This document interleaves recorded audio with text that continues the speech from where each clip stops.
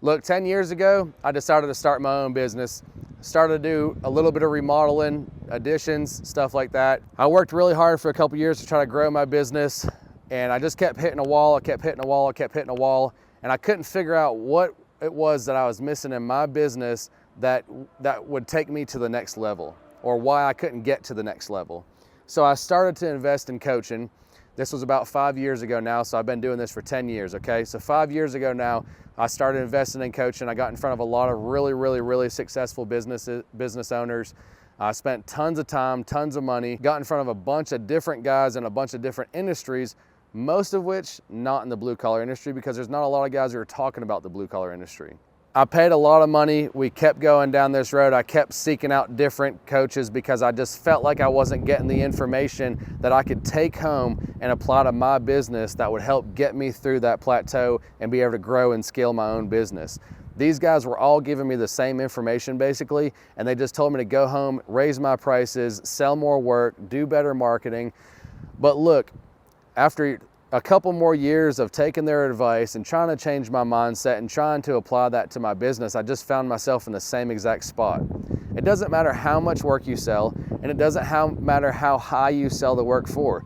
If you don't have all the infrastructure in place, if you don't have the men to go produce that work, if you don't have subcontractors at hand to go produce that work, if you don't have the equipment at hand to go produce that work, there's no way that you can go and do the work for any kind of profit if it can't be done. I then started to really critically analyze my own business, tried several different things myself, which costed me a lot of time, a lot of money at my own expense. If you feel like you're experiencing some of those same things, if you feel like you're at a plateau and you can't get the advice, maybe you've seeked out a couple different coaches, maybe you've paid some money now and you can't seem to take their information back home and break through that wall, you're probably experiencing the same exact thing that I experienced, because there's nobody telling you how to get through these roadblocks in a specific blue collar industry. If that's you, if you feel like that's applicable to you and you don't have the information to get ahead, reach out to me, learn from my mistakes, learn from the time that I've invested, learn from the money that I've invested. Let me have a conversation with you, see where you're at in your business, give you some free advice, whether you take it or you don't, and let me see if I can help you get through your roadblock. Get that down. Like the immediate one, like get it down so it doesn't like hit the power line. And then step 2, like get this stuff on. I got the phone call if it was an easy one. The boom truck pretty quick. I'd say, by the end of the week, but I doubt your insurance company's gonna have an answer. Because even that branch, the other branch that goes up, that thing fell, it can definitely reach the driveway. Yeah. I'll write it all up and send it all over to you. It'll be broke down accordingly to the different jobs. Yeah, I would imagine boom truck is probably the bulk of the expense. It will be, yeah. Mm-hmm. Yeah, I'll probably have $15-18 million in there. And then just time on getting it down. And I'm sure there's no way to do it safely without the boom truck, right? Tip tie over here and then cut the top of the poplar and let it swing back. Yeah. That's how we would try to do it, because there is risk too with the boom truck. We got to worry about your driveway and everything. But that tree's not large enough really to rig that big of a piece out of without worrying about it breaking. And we're going to be tied to it too, Yeah. If the white oak was closer, I'd feel good about rigging off of it. But the way that poplar comes way the heck out over here, there's really no great way to do it. Yeah. And then if we are going to do it that way, the dogwoods are for sure getting smashed.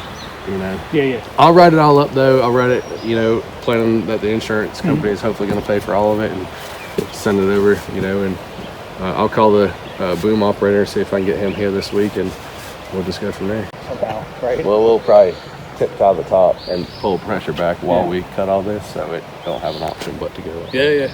There's be a lot of time involved on getting it all, every bit of it down safely. Yeah, watching a couple YouTube videos on chainsaw ain't gonna get you there. I normally tell folks we watched a YouTube video last night and figured out how to do this. All right, let me shag ass and I'll call the boom truck and see what his availability is. I'll send everything over to you tonight on paper, and I'll call you. Yeah, you think probably no more than 4,000? No more. That's capped out at 4,000. Okay, all right. Yeah, I'm good with that. Like I said, it'll be a little bit contingent on his price. Sure. And he don't ever tell me until he gets here. You know what I mean? But Yeah, I would imagine depending on angles and How long? Yeah, like how much time. And yeah, it's gonna take them a little while to get evened out, you know, because we're on a hill and yeah, stuff you like can that. And push bring it against extra the bank cribbing. and all that stuff. So depending on how his outriggers look. And any utility, I don't guess nothing running up under here because all your power's overhead. It's all overhead. Probably got water and sewer back that way, Correct. water and septic. Yeah, there's the only thing that's installed or like infrastructure is just that Is the wire. right there. overhead. Okay. All right. Well, thanks for the challenge. That's why I'm calling you, man. It's like, yeah, it's a little hairy.